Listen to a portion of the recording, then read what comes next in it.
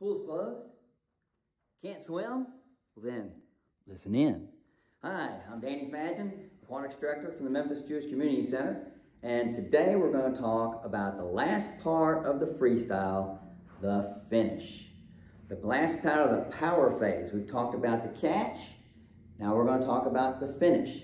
It's a very important part of the freestyle and very important in getting that, what? Correct. Distance per stroke, DPS. As long a stroke as you can, from the front all the way to the back. Strokes like breaststroke is supposed to be a short stroke. You don't pull all the way back. As a matter of fact, if you pulled all the way back, you'd get disqualified. In breaststroke, I remember my dad used to teach the breaststroke, and he would teach us little ones to do this. Pretend like you're the Queen of England. And you come out inside of your castle doors, and you see all your subjects out there, and you blow a kiss to your subjects, and then you spread the crowd. Blow a kiss, and then spread the crowd. I know, it's kind of corny, but the little kids love it, and it really makes them go after it. So let's get back on the power phase, the finished part of the power phase. There's two major aspects. Two aspects we're going to talk about on the power phase from here to here. First is, in Colorado Springs at the Olympic Training Center, they have a flume. A flume is like a big pool with water going in one way and going out the other way, and it goes right back around and keeps going. Like an endless pool. All right, and you have a swimmer in here. This is the water. You knew that. You have a swimmer swimming in place, and all that, and through biomechanical analysis, they place little electrodes on all the joints in your body: elbows, shoulders, wrists, fingers, hips, knees, ankles, toes, and they study the differences between mediocre swimmers and great swimmers. And one of the main things they saw was the power phase from here to here. The power phase from here to here. The acceleration here to here, and just the finishing out the full stroke. One of the main differences between your mediocre swimmers and your great swimmers, and significant. This helps you finish out the rest of your stroke. What you want to do is pretend like you're shooting a basketball back here. You're coming all the way back, and see my hand here, all the way back at the end of the wrist, and let the water fall off your fingertips and recover.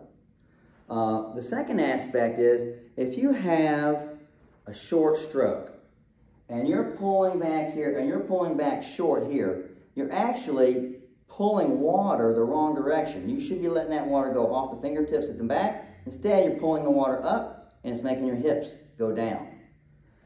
I see that every day. I see the little hips going up and down, up and down, up and down, because every time they're pulling back there, they're pulling their hips down. And that's the last thing you need in freestyle. We talked about in the last video, body position. You want that horizontal position. You don't need to be pulling those hips down every time you pull that arm out too short.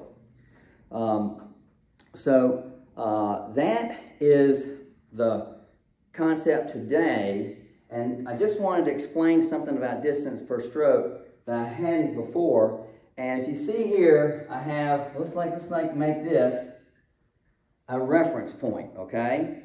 Now, when you're swimming freestyle, you can watch swimmers enter at a particular reference point, and when they swim through, your regular swimmer will exit about the same point that you entered in.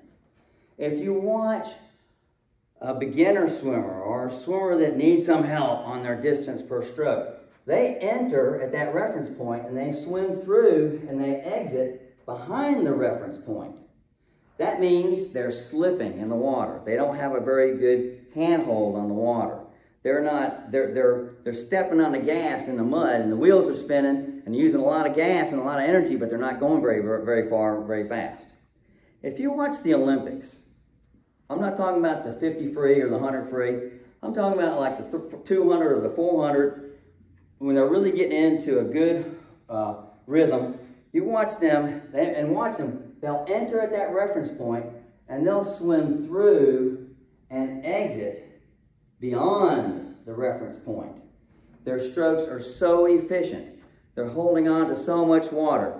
They're getting that good catch in the beginning and leaving that arm out there as long as they can. And they're holding on to that water and exploring the greatest resistance throughout the full line of pull, and they're finishing beyond the reference point. That's what you want to try to achieve. Greatest distance per stroke. I hope you got something out of it. Tomorrow, we're going to talk about how to train and use the pace clock. See you later.